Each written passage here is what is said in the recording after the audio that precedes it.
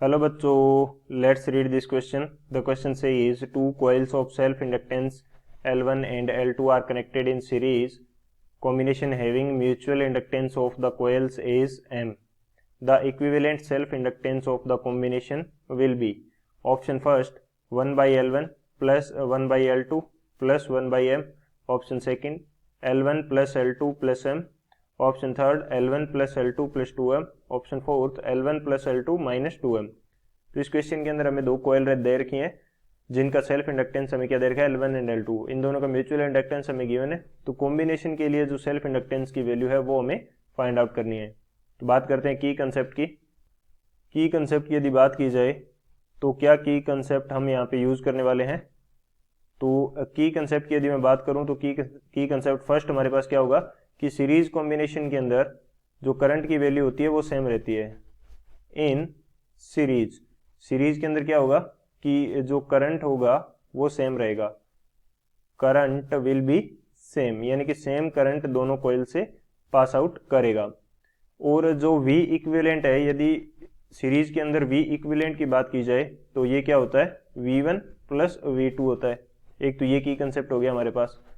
Second क्या की concept होगा कि जो कोयल्स है इनके लिए V1 और V2 की वैल्यू किस प्रकार से दी जाएगी यदि इनके सेल्फ इंडक्टेंस और म्यूचुअल इंडक्टेंस हमें गिवन है. तो V1 की जो वैल्यू है वो हमारे पास रहेगी L1 di by D T minus M di by D T. तो ये मैंने minus M di by D T क्यों लिया जबकि मेरे पास सीरीज कॉम्बिनेशन है, सेम करंट फ्लो हो रहा है. क्योंकि दोनों के कारण जो म्यूचुअल इंडक्टेंस जनरेट हो रहा है M, वो एक दूसरे को अपोज करने वाला है. अपोज क्यों करेगा, क्योंकि फर्स्ट कोयल के अंदर करंट की डायरेक्शन क्या है, दूसरी कोयल के अंदर करंट की डायरेक्शन के अपोजिट है. दोनों के अंदर करंट की डायरेक्शन क्या है, एक दूसरे के अपोजिट है, जिसकी वजह से ये M क्या करेगा, अपोज करेगा. तो इसी तरह से यदि मैं V2 की बात करूं तो V2 मेरे पास क्या होगा, ये मेरे पास हो जाएगा L2 di by D T minus M di by D T. Current तो सेम है तो di बाई डी टी दोनों के लिए क्या रहेगा, सेम रहेगा. तो ये दो हमारे की कंसेप्ट होंगे. इन दोनों की कंसेप्ट की हेल्प से इस क्वेश्चन को सोल्व करते हैं.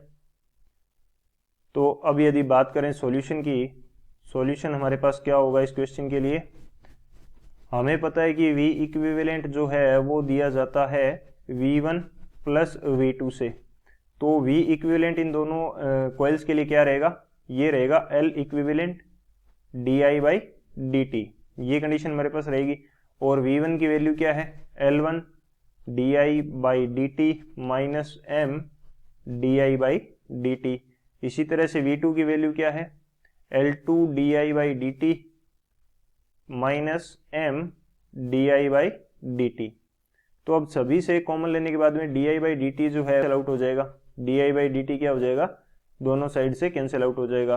तो L इक्विवेलेंट जो है वो कितना बचेगा हमारे पास, ये बच जाएगा L1 प्लस L2 और दोनों M क्या हो जाएंगे, माइनस 2M. तो ये L इक्विवेलेंट हमारे पास बचेगा.